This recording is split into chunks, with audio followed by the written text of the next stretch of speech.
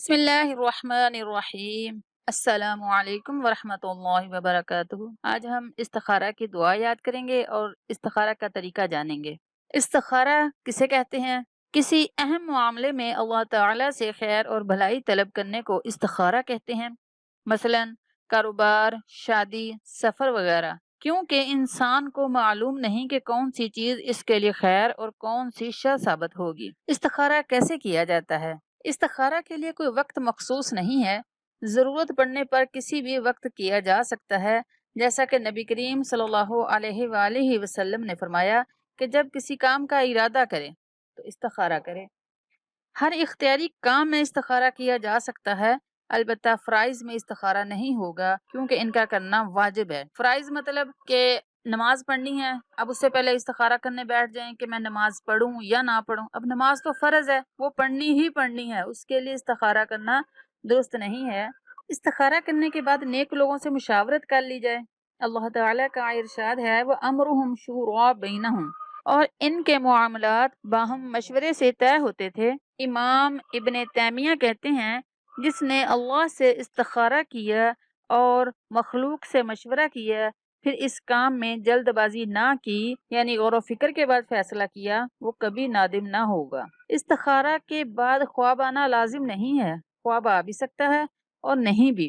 غیب معلوم کرنے کے لیے مثلا چوری کا مال یا جادو وغیرہ کا پتہ چلانے کے لیے استخارہ کرنا یہ بھی جائز نہیں ہے۔ غیر مسنون طریقوں مثلا قرآن مجید یا کمپیوٹر وغیرہ کے ذریعے استخارہ کرنا یا کروانا بھی درست نہیں ہے۔ استخارہ کا طریقہ جو حدیث میں ثابت ہے، جو حضور صلی اللہ علیہ وآلہ وسلم سے ثابت ہے، اسی طریقے سے ہمیں کرنا چاہیے۔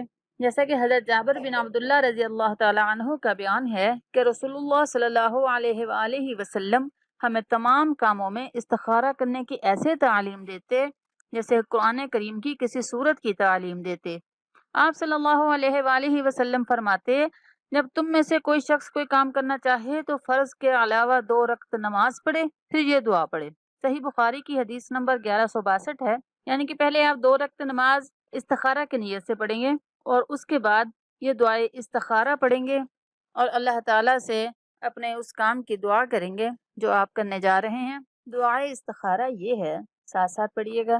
اللہم انی استخیرک، اللہم انی استخیرک بعلمک و استقدرک، بعلمک و استقدرک، بقدرتک و اسألک، بقدرتک و اسألک من فضلک العظیم، من فضلک العظیم، فإنک تقدر، فإنک تقدر ولا أقدر، ولا أقدر، وتعلم ولا أعلم، وتعلم ولا أعلم، وأنت علام الغيوب، وأنت علام الغيوب، اللهم إن كنت، اللهم إن كنت تعلم أن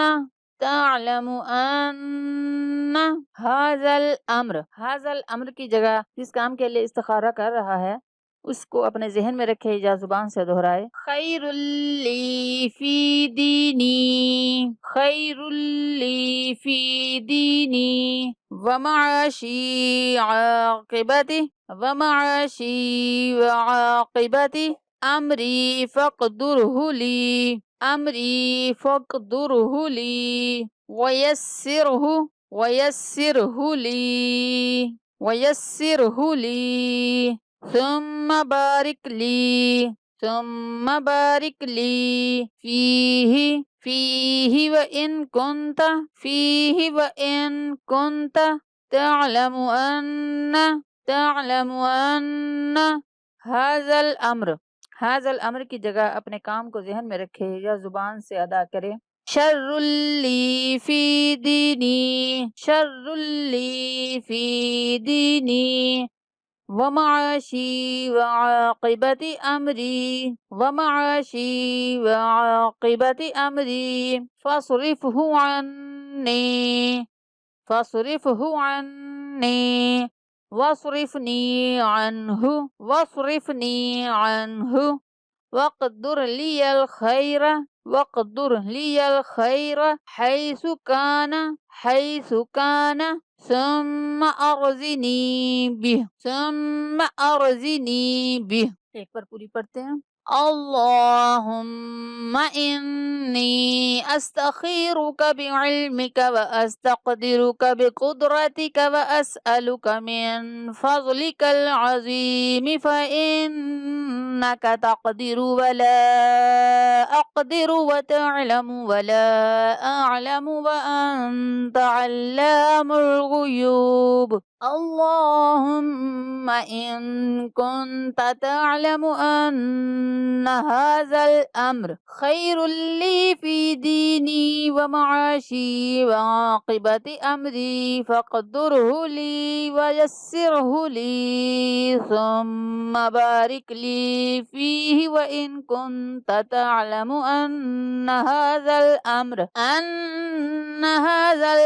شر لي في ديني ومعاشي وعاقبة أمري فاصرفه عني واصرفني عنه واقدر لي الخير حيث كان ثم أرزني به. ترجمہ ہے اس کا، اے اللہ بے شک میں تجھ سے تیرے علم کے ساتھ بھلائی طلب کرتا ہوں اور تجھ سے تیری قدرت کے ساتھ طاقت طلب کرتا ہوں، اور میں تجھ سے تیرے فضل عظیم کا سوال کرتا ہوں کیونکہ تو قدرت رکھتا ہے اور میں قدرت نہیں رکھتا، تو جانتا ہے اور میں نہیں جانتا، اور تو غیبوں کو خوب جانتا ہے۔